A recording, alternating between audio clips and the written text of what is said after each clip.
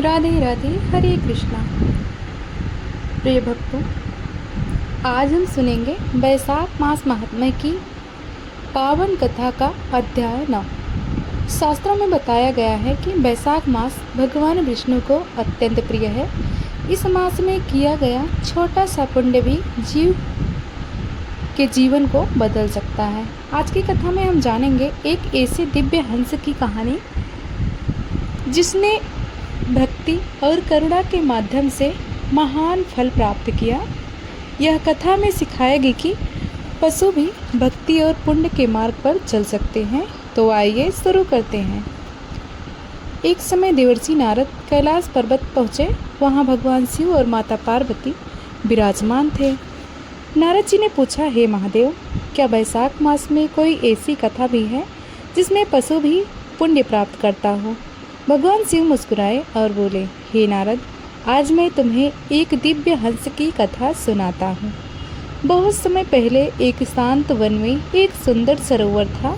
बैसाख मास में उस सरोवर का जल अत्यंत पवित्र हो जाता था। वहाँ एक सफ़ेद हंस रहता था।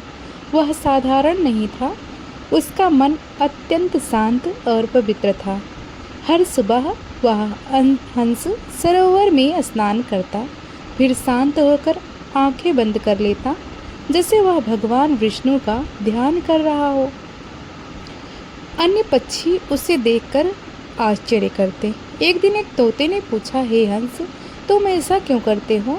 हंस बोला, बैसाख मास में स्नान और स्मरण से आत्मा शुद्ध होती है। एक दिन सरोवर के पास एक छोटा पक्षी गिर पड़ा। वह उड़ नहीं पा रहा था। हंस ने उसे अपने पंखों से ढक लिया, उसे जल दिया और उसकी रक्षा की। कुछ ही समय बाद वह पक्षी स्वस्थ हो गया। बैसाख मास के अंतिम दिन सरोवर के ऊपर एक दिव्य प्रकाश प्रकट हुआ। उस प्रकाश से भगवान विष्णु के दूत प्रकट हुए। उन्होंने कहा, हे हंस, तुम्हारी भक्ति और करुणा से भगवान प्रसन्न हैं। तुम्हें दिव्य लोक की प्राप्ति होगी। यह सुनते ही हंस के शरीर से प्रकाश निकलने लगा। वह धीरे धीरे दिव्य रूप में बदल गया। सभी पक्षी यह दृश्य देखकर आश्चर्यचकित रह गए। तो भक्तों, यह थी बैसाख मास महात्म्य की दिव्य हंस की कथा। इस कथा से हमें यह सीख मिलती है, भक्ति किसी भी रूप में हो सकती है। दया सबसे बड़ा धर्म है और बैसाख मास में किया गया पुण्य अद्भुत फल देता है।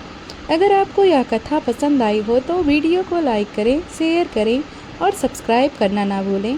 आप सभी पर भगवान विष्णु की कृपा बनी रहे। जय श्री हरि।